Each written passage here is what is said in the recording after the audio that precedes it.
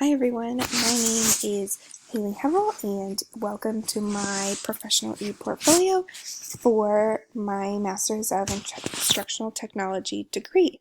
I'm really excited to walk you through this today because I really feel like this portfolio has been my baby this semester, and it really just brings together everything that I've learned over the past 2 years and puts it together to show you in a neat and professional and clean way. So I'll go ahead and get started up here at the top, clicking on Candidate Info. This walks you through a little bit who I am. I'm a first grade teacher in Puyallup, Washington. This is my second year teaching, and it is also my second state and second district because I'm a military spouse, and so we move around a lot. And then this kind of goes through about how I feel with technology, why I chose this degree, what my challenges are, and what my future plans are. Which are foggy because I'm a military spouse. I outline how I felt about this course and how I felt about this degree coming in, and then my professional and personal goals. Under candidate info, I also have my technology philosophy. As a first grade teacher, I really want to just expose these children and show them how to use technology as a tool rather than a toy that they are most likely used to using at home. And then under candidate info, I have my resume. I had a lot of peers in my peer review say that they liked that it was clean, one page.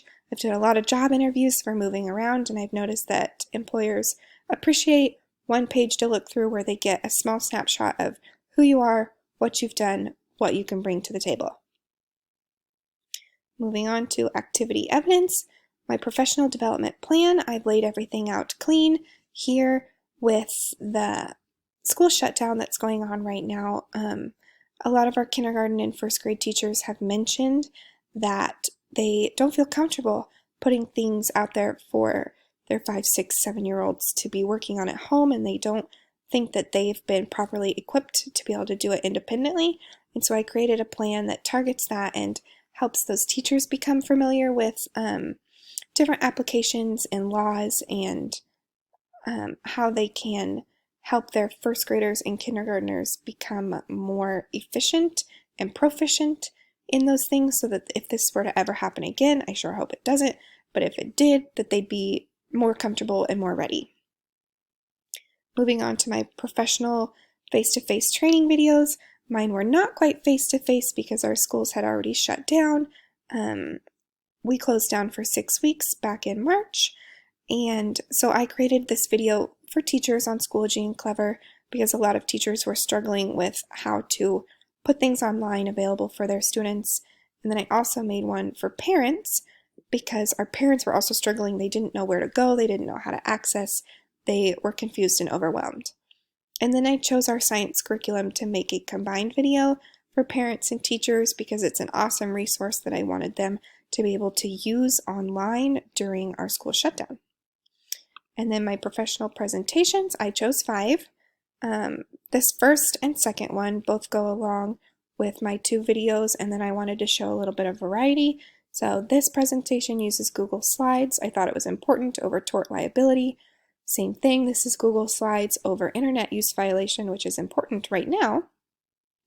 And then I chose one that uses Prezi because I wanted my viewers to be able to see a variety, and also this is a great idea that you could make and use during distance learning. The 3 article summaries I chose had to do with my professional development plan. So this first article that I chose has a lot to do with equity, and I kind of spun it to how we can be equitable during our school shutdown and distance learning.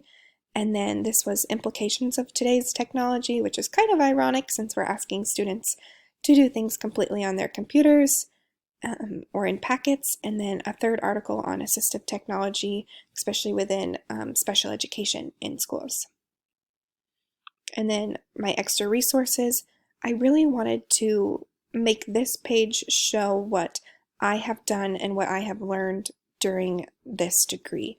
So I included a video that I created using Powtoon on FERPA guidelines, a video that I created using WeVideo and then uploaded to YouTube about hypermedia in education. And then for one of my courses, I had to create videos explaining different resources that I had learned about from others.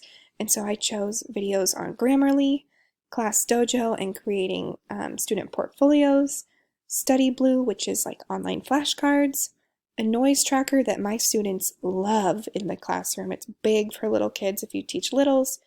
Nearpod, I used when I taught in one-to-one devices, but it's like virtual field trips, and it's amazing. A Google Slides presentation on internet safety, and then a digital literacy project that I included so that my viewers could see how I'm applying this degree into my classroom. And then under reports, I will have a faculty review form after this is over. And then my peer review forms, I had my classmate Christopher Doberton, who is also Air Force in the state of Washington, which is funny. He completed one for me, and then a former classmate and distant colleague of mine, Haley Ferguson, completed the other one. And then finally, on my reflection page, I have my transference reflection all the way up until my synthesis stage, which will be completed after comprehensive exams, and I will add this video right there. So I really hope that you have enjoyed checking out my portfolio. I've sure enjoyed my time. Thank you so much.